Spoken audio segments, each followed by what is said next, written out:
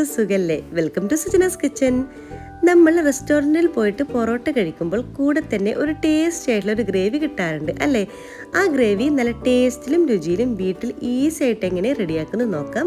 ഞാനിപ്പോൾ pure vegetarian ആയിട്ടാണ് തയ്യാറാക്കുന്നത്. പൊറോട്ട കഴിക്കാൻ ഈ ഒരു ടേസ്റ്റി ഗ്രേവി മാത്രം മതിയാകും. ഇനി പൊറോട്ടൻ്റെ കൂടെ മാത്രമല്ല കേട്ടോ, നമ്മൾക്ക് എന്തിൻ്റെ കൂടെയും നല്ല കോമ്പിനേഷനായിട്ട് തയ്യാറാക്കാൻ പറ്റിയ ഒരു അടിപൊളി ഗ്രേവിയാണ്. അപ്പോൾ ഒന്ന് കണ്ടു നോക്കിയാലോ? അതിനു മുമ്പ് നിങ്ങൾ ആദ്യമായിട്ടാണ് ഈ ചാനൽ കാണുന്നെങ്കിൽ പ്ലീസ് ഒന്ന് സബ്സ്ക്രൈബ് ചെയ്ത് സപ്പോർട്ട് ചെയ്യണേ. കൂടെ കുഞ്ഞ് ബെല്ലൈക്കൺ ഒന്ന് ക്ലിക്ക് ചെയ്യുമ്പോൾ ഓൾ എന്ന ഓപ്ഷൻ തന്നെ ക്ലിക്ക് ചെയ്യണേ. എങ്കിലേ ഞാൻ ഇടുന്ന പുതിയ വീഡിയോസിൻ്റെ നോട്ടിഫിക്കേഷൻ നിങ്ങൾക്ക് കൃത്യമായിട്ട് കിട്ടുള്ളൂ. അപ്പോൾ ഇനി നേരെ വീഡിയോയിലോട്ടേക്ക് പോകാം. അപ്പോൾ ഈ ടേസ്റ്റി ആയിട്ടുള്ള ഹോട്ടൽ സാലന ഉണ്ടാക്കാൻ വേണ്ടി നമുക്ക് ആദ്യം തന്നെ ഒരു പാൻ എടുക്കാം. ഇതിലോട്ടേക്ക് 2 ടേബിൾ സ്പൂണോളം ഓയിൽ ഒഴിച്ചു കൊടുക്കുക. ഓയിൽ നല്ലവണ്ണം തന്നെ ചൂടാകുമ്പോൾ 1 ടീസ്പൂണോളം ഫെനൽ സീഡ്സ്, അതായത് പെരിഞ്ജീരകം ചേർത്ത് കൊടുക്കുക. പെരിഞ്ജീരകം നന്നായിട്ടൊന്ന് പൊട്ടി വരണം. പിന്നെ കൂടെ തന്നെ ഒരു 4-5 ചെറിയുള്ളി കൂടി ചേർത്ത് കൊടുക്കുന്നുണ്ട്. എന്നിട്ട് നന്നായിട്ടൊന്ന് വഴറ്റി കൊടുക്കുക. നമ്മൾ ചേർത്തിട്ടുള്ള ചെറിയുള്ളി ഒരു കളർ ചേഞ്ച് ആയിട്ട് വരണം, അതുവരെ നന്നായിട്ടൊന്ന് വഴറ്റി കൊടുക്കുക. ഇപ്പോൾ ഏകദേശം നമ്മൾ ചേർത്തിട്ടുള്ള ചെറിയുള്ളി ഒരു കളർ ചേഞ്ചായി വന്നിട്ടുണ്ട്. ഇനി ഇതിലോട്ടേക്ക് 4-5 നട്ട്സ് ചേർത്ത് കൊടുക്കാം, അതായത് അണ്ടിപ്പരിപ്പ്. അതും കൂടി ചേർത്തിട്ട് വീണ്ടും ഒന്ന് നന്നായിട്ടൊന്ന് വഴറ്റി കൊടുക്കുക. നമ്മൾ ചേർത്തിട്ടുള്ള നട്ട്സ് നന്നായിട്ടൊന്ന് മൂത്ത് വരണം, അതുവരെ നല്ല വണ്ണത്തിനൊന്ന് വഴറ്റി കൊടുക്കുക. ഇപ്പോൾ കണ്ടില്ലേ, നന്നായിട്ട് തന്നെ നമ്മൾ ഫ്രൈ ആയി എടുത്തിട്ടുണ്ട്. ഇനി ഇതിലോട്ടേക്ക് നമ്മൾ ചേർത്ത് കൊടുക്കുന്നത് 1 കപ്പ് അളവിൽ തേങ്ങയാണ്. 1 കപ്പ് അളവിൽ മാത്രം ചേർത്ത് കൊടുക്കാം കേട്ടോ, അതിൽ കൂടുതൽ വേണ്ട. അതും കൂടി ചേർത്തിട്ട് വീണ്ടും ഒന്ന് നന്നായിട്ടൊന്ന് വഴറ്റി കൊടുക്കാം.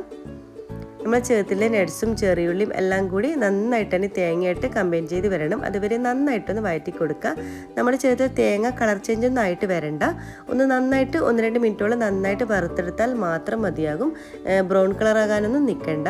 അപ്പോൾ നന്നായിട്ട് തന്നെ നമ്മളിവിടെ വറുത്തെടുത്തിട്ടുണ്ട്. ഇനി നമുക്ക് സ്റ്റൗ ഓഫ് ചെയ്തിട്ട് തണുക്കാൻ വേണ്ടി മാറ്റി വെക്കാം. അപ്പോൾ നമ്മുടെ തേങ്ങയുടെ മിക്സ് ഇവിടെ നന്നായിട്ട് തന്നെ തണുത്തിട്ടുണ്ട്. ഇനി നമുക്കൊരു മിക്സിയുടെ ജാർ എടുക്കാം. അതിലോട്ടേക്ക് നമ്മുടെ ഒരു തേങ്ങയുടെ മിക്സ് ഇട്ട് കൊടുക്കാം. അപ്പോൾ നന്നായിട്ട് തണുത്തിട്ട് വേണം നമ്മൾ ഇതിലോട്ടേക്ക് ചേർത്ത് കൊടുക്കാൻ കേട്ടോ. ഇനി നമുക്ക് നന്നായിട്ട് മിക്സിയിലോട്ടേക്ക് ചേർത്ത് കൊടുക്കാം. ഇതിന് നന്നായിട്ടൊന്ന് ക്രഷ് ചെയ്തെടുക്കണം. ഇനി നമുക്കിതൊന്ന് ക്രഷ് ചെയ്തെടുക്കാം. ഇപ്പോൾ കണ്ടില്ലേ, ഞാനിവിടെ നന്നായിട്ട് തന്നെ ക്രഷ് ചെയ്തെടുത്തിട്ടുണ്ട്. ഇനി ഇതിലോട്ടേക്ക് ഒരു 1/4 കപ്പ് വെള്ളം കൂടി ചേർത്ത് കൊടുക്കാം. അതും കൂടി ചേർത്തിട്ട് തരികളൊന്നും ഇല്ലാതെ നല്ല പേസ്റ്റ് രൂപത്തിൽ നമുക്കൊന്ന് അരച്ചെടുക്കാം. ഇപ്പോൾ കണ്ടില്ലേ, നല്ല പേസ്റ്റ് രൂപത്തിൽ തന്നെ അരച്ചെടുത്തിട്ടുണ്ട്. നമുക്കിത് മാറ്റി വെക്കാം. ഇനി ഒരു പാൻ എടുക്കാം. ഇതിലോട്ടേക്ക് വീണ്ടും ഒരു 2 ടേബിൾ സ്പൂണോളം ഓയിൽ ഒഴിച്ചു കൊടുക്കുക. ഓയിൽ നല്ലവണ്ണം തന്നെ ചൂടാകുമ്പോൾ 2 പട്ട ചേർത്ത് കൊടുക്കുക.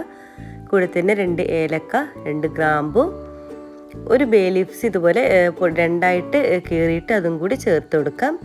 ഇതിന് നന്നായിട്ടൊന്ന് വഴറ്റി കൊടുക്കുക. ഇത് നന്നായിട്ടൊന്ന് മൂത്ത് വരണം. മൂത്തിട്ട് നല്ലൊരു മണം വരും, അതുവരെ നന്നായിട്ടൊന്ന് മൂപ്പിച്ചെടുക്കാം. ഇനി നമ്മൾ ഇതിലോട്ടേക്ക് ഒരു സവാള, അതായത് മീഡിയം സൈസുള്ള ഒരു സവാളയാണ് ഞാൻ ചേർത്തിട്ടുള്ളത്, നീളത്തിൽ അരിഞ്ഞിട്ട് അതും കൂടി ചേർത്ത് കൊടുക്കാം. സവാളയും കൂടി ചേർത്തിട്ട് നന്നായിട്ടൊന്ന് വഴറ്റി കൊടുക്കണം. ആവശ്യമെങ്കിൽ നമുക്ക് കുറച്ച് ഉപ്പ് കൂടി ചേർത്ത് കൊടുക്കാം. ഇപ്പോൾ ഇവിടെ നന്നായിട്ട് തന്നെ വഴറ്റി കൊടുക്കാം. നമ്മളെ സവാള നന്നായിട്ട് തന്നെ വാടി വരണം, അതുവരെ നല്ലവണ്ണം തന്നെ ഒന്ന് വഴറ്റി കൊടുക്കണം. ഏകദേശം ഒരു കളർ ചേഞ്ച് ആയിട്ട് വരണം നമ്മുടെ സവാള. അപ്പോൾ അതുവരെ നന്നായിട്ടൊന്ന് വഴറ്റി കൊടുക്കാം. 1-2 മിനിറ്റോളം നല്ലവണ്ണം തന്നെ ഞാനിവിടെ വഴറ്റി കൊടുത്തിട്ടുണ്ട്. സവാള ഏകദേശം ഒരു കളർ ചേഞ്ച് ആയിട്ട് വരുമ്പോൾ നമുക്ക് ഇതിലോട്ടേക്ക് എരിവിന് ആവശ്യമായിട്ടുള്ള പച്ചമുളക് ചേർത്ത് കൊടുക്കാം. ഇതിന് നന്നായിട്ടൊന്ന് വഴറ്റി കൊടുക്കാം. പിന്നെ ഇതിലോട്ടേക്ക് 1 ടേബിൾ സ്പൂണോളം ഇഞ്ചി വെളുത്തുള്ളി ചതച്ചത് ചേർത്ത് കൊടുക്കുന്നുണ്ട്. ഇനി പേസ്റ്റ് ആയാലും കുഴപ്പമൊന്നുമില്ല. അതും കൂടി ചേർത്തിട്ട് വീണ്ടും നന്നായിട്ടൊന്ന് വഴറ്റി കൊടുക്കുക. നമ്മൾ ചേർത്തിട്ടുള്ള പച്ചമുളക്, ഇഞ്ചി, വെളുത്തുള്ളിൻ്റെയൊക്കെ ഒരു പച്ചമണം മാറി വരുന്നവരെ നന്നായിട്ടൊന്ന് വഴറ്റി കൊടുക്കുക. ഏകദേശം 1-2 മിനിറ്റോളം വഴറ്റി കൊടുക്കുക. സവാള നന്നായിട്ട് നമ്മൾ വഴറ്റി കൊടുത്തിട്ടുണ്ട്. നമ്മൾ ചേർത്തിട്ടുള്ള ഇഞ്ചി, വെളുത്തുള്ളിൻ്റെയൊക്കെ ഒരു പച്ചമണമൊക്കെ മാറി വന്നിട്ടുണ്ട്. ഇനി ഇതിലോട്ടേക്ക് ഫ്രഷ് ആയിട്ടുള്ള കുറച്ച് മല്ലിയില ചേർത്ത് കൊടുക്കാം. കൂടെ തന്നെ കുറച്ച് കറിവേപ്പില ചേർത്ത് കൊടുക്കാം. പിന്നെ കുറച്ച് പുതിനയില കൂടി ചേർത്ത് കൊടുക്കുന്നുണ്ട്. അതും കൂടി ചേർത്തിട്ട് വീണ്ടും നന്നായിട്ടൊന്ന് വഴറ്റി കൊടുക്കുക. നമ്മൾ ചപ്പുകളും സവാളയും എല്ലാം കൂടി നല്ലവണ്ണം തന്നെ യോജിച്ച് വരണം, അതുവരെ നന്നായിട്ടൊന്ന് വഴറ്റി കൊടുക്കുക. ഏകദേശം 1-2 മിനിറ്റോളം നന്നായിട്ട് തന്നെ വഴറ്റി കൊടുത്തിട്ടുണ്ട്. ഇനി പിന്നെ നമ്മളിലോട്ടേക്ക് ചേർത്ത് കൊടുക്കുന്നത് തക്കാളിയാണ്. ഞാനിപ്പോൾ മീഡിയം സൈസ് വരുന്ന ഒരു തക്കാളി ചേർത്ത് കൊടുക്കുന്നുണ്ട്. വലുതാണെങ്കിൽ പകുതി മാത്രം ചേർത്ത് കൊടുത്താൽ മതിയാകും. പിന്നെ ആവശ്യത്തിനുള്ള കുറച്ച് ഉപ്പ് കൂടി ചേർത്ത് കൊടുക്കുന്നുണ്ട്. എന്നിട്ട് വീണ്ടും ഒന്ന് നന്നായിട്ടൊന്ന് വഴറ്റി കൊടുക്കുക. സവാളയും തക്കാളിയും എല്ലാം കൂടി നന്നായിട്ട് യോജിച്ച് വരണം, അതുവരെ വഴറ്റി കൊടുക്കുക. ഇപ്പോൾ നന്നായിട്ട് തന്നെ വഴറ്റി കൊടുത്തിട്ടുണ്ട്. ഇനി നമുക്കിവിടെ അടച്ച് വെച്ചിട്ട് ഒരു 5 മിനിറ്റ് കുക്ക് ചെയ്തെടുക്കാം. അപ്പോഴേക്കും നമ്മുടെ തക്കാളി നല്ല സോഫ്റ്റായിട്ട് വരും. 5 മിനിറ്റ് ശേഷം നമുക്കൊന്ന് തുറന്ന് നോക്കാം. ഇപ്പോൾ കണ്ടില്ലേ, നമ്മളിതിൽ ചേർത്തിട്ടുള്ള തക്കാളിയൊക്കെ നല്ല സോഫ്റ്റായിട്ട് ഉടഞ്ഞ് വന്നിട്ടുണ്ട്. ഇതുപോലെ നല്ല സോഫ്റ്റായിട്ട് വരണം. ഇനി നമുക്ക് ഇതിലോട്ടൊക്കെ പൊടികളൊക്കെ ചേർത്ത് കൊടുക്കാം. ആദ്യം തന്നെ 1/4 ടീസ്പൂണോളം മഞ്ഞൾപ്പൊടി ചേർത്ത് കൊടുക്കാം. 1 ടേബിൾ സ്പൂണോളം മുളക് പൊടി ചേർത്ത് കൊടുക്കാം.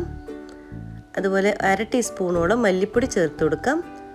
1/4 ടീസ്പൂണോളം ഫെനൽ സീഡ്സ് അതായത് പെരിഞ്ജീരകത്തിൻ്റെ പൊടി ചേർത്ത് കൊടുക്കാം. പിന്നെ 1/2 ടീസ്പൂണോളം ഗരം മസാല പൊടി ചേർത്ത് കൊടുക്കാം. ഇത്രയും പൊടികൾ ചേർത്തതിന് ശേഷം നന്നായിട്ടൊന്ന് മിക്സ് ചെയ്തെടുക്കുക. നമ്മൾ പൊടികളും സവാളയും എല്ലാം തന്നെ യോജിച്ച് വരണം. അതുവരെ നന്നായിട്ടൊന്ന് വഴറ്റി കൊടുക്കുക. ആ പൊടികളുടെ ഒരു പച്ചമണം മാറി വരുന്നവരെ വഴറ്റി കൊടുക്കുക. ഇപ്പോൾ കണ്ടില്ലേ, നമ്മുടെ പൊടികളൊക്കെ ചേർത്തിട്ട് നന്നായിട്ട് വഴറ്റിയിട്ടുണ്ട്. നല്ല മൂത്തിട്ട് നല്ലൊരു മണവും വരുന്നുണ്ട്. ഈ ഒരു സ്റ്റേജ് ആകുമ്പോൾ നമ്മൾ ആദ്യം അരച്ച് വെച്ചിട്ട് നമ്മുടെ തേങ്ങയുടെ അരപ്പ് ഇതിലോട്ടേക്ക് ചേർത്ത് കൊടുക്കാം. തേങ്ങയുടെ അരപ്പും കൂടി ചേർത്തിട്ട് നന്നായിട്ടൊന്ന് വഴറ്റി കൊടുക്കണം. ഒരു തേങ്ങ നന്നായിട്ട് കുക്കായിട്ട് വരണം. അതുവരെ നല്ലവണ്ണം തന്നെ വഴറ്റി കൊടുക്കുക. ഏകദേശം 1-2 മിനിറ്റോളം നന്നായിട്ട് തന്നെ ഹൈ ഫ്ലെയിമിലിട്ട് നന്നായിട്ടൊന്ന് വഴറ്റി കൊടുക്കുക. അതായത് നമ്മുടെ തേങ്ങ നന്നായിട്ട് തന്നെ കുക്കായിട്ട് വരണം. അതുവരെ നന്നായിട്ട് ആ ഒരു തേങ്ങയുടെ ഒരു പച്ചക്കുത്ത് മാറുന്നത് വരെ നന്നായിട്ടൊന്ന് വഴറ്റി യോജിപ്പിച്ചെടുക്കുക. അപ്പോഴാണ് ഈ ഒരു ഗ്രേവിക്ക് നല്ലൊരു ടേസ്റ്റ് ഉണ്ടാവുന്നത്. അപ്പോൾ നന്നായിട്ട് ഈ ഒരു ഭാഗം നിങ്ങൾ സ്കിപ്പ് ചെയ്യരുത്.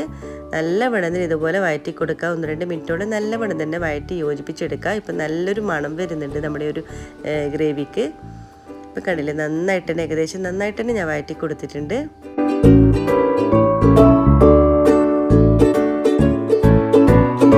അപ്പോൾ നന്നായിട്ട് തന്നെ 1-2 മിനിറ്റോളം നല്ലവണ്ണം നമ്മളിവിടെ മിക്സ് ചെയ്ത് യോജിപ്പിച്ചെടുത്തിട്ടുണ്ട്. ഇനി ആ ഒരു മിക്സിയുടെ ജാറിലോട്ടേക്ക് കുറച്ചും കൂടി വെള്ളം ഒഴിച്ചിട്ട് അതും കൂടി ഇതിലോട്ടേക്ക് ഒഴിച്ചു കൊടുക്കാം. ഇതിന് നന്നായിട്ടൊന്ന് മിക്സ് ചെയ്തെടുക്കാം. ഇപ്പോൾ കണ്ടില്ല, നമ്മുടെ ആ ഒരു മിക്സ് നന്നായിട്ട് ഇത്തിരി തിളച്ചിട്ട് വരണം. അതുവരെ നന്നായിട്ടൊന്ന് തിളപ്പിച്ചെടുക്കാം.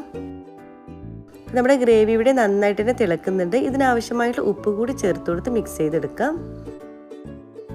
ഇപ്പോൾ കണ്ടില്ലേ, നമ്മുടെ ഗ്രേവി നല്ല തിക്കായിട്ടാണ് ഉള്ളത്. ഇനി നമുക്കിതിലോട്ടേക്ക് 1 കപ്പ് അതായത് ചൂടുള്ള വെള്ളം കൂടി ഒഴിച്ചു കൊടുക്കാം. നമ്മൾ വെള്ളം ചേർക്കുമ്പോൾ ശ്രദ്ധിക്കാം, നല്ല ചൂടുള്ള വെള്ളം തന്നെ ഒഴിക്കുക. ഞാനിപ്പോൾ 1 കപ്പ് വെള്ളമാണ് ചേർത്ത് കൊടുത്തിട്ടുള്ളത്. വെള്ളവും കൂടി ചേർത്തിട്ട് നന്നായിട്ട് മിക്സ് ചെയ്തെടുക്കുക. ഇനി ഒരു ഗ്രേവി നന്നായിട്ടൊന്ന് തിളച്ച് വരണം. അതുവരെ നന്നായിട്ടൊന്ന് മിക്സ് ചെയ്ത് യോജിപ്പിച്ചെടുക്കാം.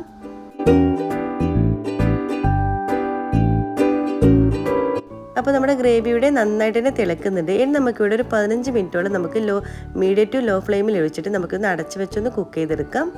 ഇപ്പോൾ കണ്ടില്ലേ, നമ്മുടെ നന്നായിട്ട് ഒരു 15 മിനിറ്റ് നമ്മൾ കുക്ക് ചെയ്തെടുത്തിട്ടുണ്ട്. അപ്പോൾ നമ്മുടെ ഗ്രേവി ഈ ഒരു രീതിയിലാണ് ഉള്ളത്. നിങ്ങൾക്ക് കുറച്ചും കൂടി ലൂസാവണമെങ്കിൽ ഇതിലോട്ടേക്ക് ഒരു 1/2 കപ്പോളം ചൂടുള്ള വെള്ളം കൂടി ഒഴിച്ചിട്ട് നിങ്ങൾക്ക് ഗ്രേവി ലൂസാക്കി എടുക്കാം. ഞാനിപ്പോൾ ഈ ഒരു നിലയിലാണ് ഇത് തയ്യാറാക്കുന്നത്. ഇപ്പോൾ കണക്ക് പാകത്തിനാണ് നമ്മുടെ ഗ്രേവി ഉള്ളത്. നമുക്കിനി ഒരു ഇഷ്ടമുള്ളൊരു പാത്രത്തിലോട്ടേക്ക് നമുക്ക് സെർവ് ചെയ്യാം. നല്ലൊരു ടേസ്റ്റി ആയിട്ടുള്ളൊരു ഗ്രേവിയാണ് കേട്ടോ. പൊറോട്ടൻ്റെ കൂടെ മാത്രമല്ല കേട്ടോ, നമുക്ക് എന്തിൻ്റെ കൂടെയും നല്ലൊരു കോമ്പിനേഷനായിട്ട് തയ്യാറാക്കാൻ പറ്റിയൊരു അടിപൊളി ഗ്രേവിയാണിത്. അപ്പോൾ എല്ലാവരും ഒന്ന് ട്രൈ ചെയ്ത് നോക്കണേ. നമുക്കിനി സെർവ് ചെയ്യാം. അപ്പോൾ നമ്മൾ ടേസ്റ്റി ആയിട്ടുള്ള റെസ്റ്റോറൻറ്റ് സ്റ്റൈലുള്ള ഹോട്ടൽ സാൽന ഇവിടെ റെഡി ആയിട്ടുണ്ട്. നല്ല ടേസ്റ്റിയും നല്ല രുചിയുമാണ്. പൊറോട്ടൻ്റെ കൂടെ അടിപൊളി കോമ്പിനേഷനാണ് കേട്ടോ. നമുക്ക് എത്ര കഴിച്ചാലും മതിയാവില്ല. നല്ല ടേസ്റ്റിൽ ഈസി ആയിട്ട് വീട്ടിലുണ്ടാക്കാം. അപ്പോൾ നിങ്ങൾ എല്ലാവരും മസ്റ്റായിട്ടൊന്ന് ട്രൈ ചെയ്ത് നോക്കണേ. പിന്നെ ഇത് പൊറോട്ടൻ്റെ കൂടെ മാത്രമല്ല കേട്ടോ, നമുക്ക് എന്തിൻ്റെ കൂടെയും നല്ല അടിപൊളി കോമ്പിനേഷനാണ്. ഞാനിപ്പോൾ പ്യൂർ വെജിറ്റേറിയൻ ആയിട്ടാണ് കേട്ടോ തയ്യാറാക്കിയിട്ടുള്ളത്. നിങ്ങൾക്ക് വേണമെങ്കിൽ, അതായത് ചിക്കൻ്റെ ഫ്ലേവറൊക്കെ വേണമെങ്കിൽ നിങ്ങൾക്ക് ഇതിലേക്ക് ചിക്കൻ്റെ ഗ്രേവി, അതായത് ചിക്കൻ തിളപ്പിച്ചിട്ടുള്ള ഇതിൻ്റെ ഗ്രേവി ചേർത്ത് കൊടുത്തിട്ട് നിങ്ങൾക്ക് തയ്യാറാക്കാം. ചില റെസ്റ്റോറൻറ്റിലൊക്കെ നമുക്ക് ചിക്കൻ്റെ ഒരു ഫ്ലേവർ ഉണ്ടാവും അല്ലെ, ഈ ഒരു ഗ്രേവിക്ക്. അങ്ങനെ വേണമെന്നുള്ളവർക്ക് അങ്ങനെയും തയ്യാറാക്കാം. ഇതിപ്പോൾ പ്യൂർ വെജിറ്റേറിയൻ ആയിട്ടാണ് തയ്യാറാക്കിയിട്ടുള്ളത്. അപ്പോൾ ഏത് രീതിയിലും നിങ്ങൾക്ക് തയ്യാറാക്കാം. നല്ല ടേസ്റ്റിയും രുചിയാണ്. അപ്പോൾ നിങ്ങളെല്ലാവരും മസ്റ്റായിട്ടൊന്ന് ട്രൈ ചെയ്ത് നോക്കാം. നിങ്ങൾക്ക് എല്ലാവർക്കും ഈ ഒരു കുഞ്ഞു വീഡിയോ ഇഷ്ടമായി എന്ന് കരുതുന്നു. ഇഷ്ടമായ ലൈക്ക് ചെയ്യാനും ഷെയർ ചെയ്യാനും കമൻറ്റ് ചെയ്യാനും മറക്കരുത്. സബ്സ്ക്രൈബ് ചെയ്യാതെ കാണുന്നവരാണെങ്കിൽ പ്ലീസ് ഒന്ന് സബ്സ്ക്രൈബ് ചെയ്ത് സപ്പോർട്ട് ചെയ്യണേ. ഇൻഷാ അല്ലാഹ് ഇതുപോലത്തെ വെറൈറ്റി റെസിപ്പീസുമായിട്ട് വീണ്ടും കാണാം. അതുവരേക്കും എല്ലാവർക്കും ഒരിക്കൽ കൂടി താങ്ക് യു. Bye bye.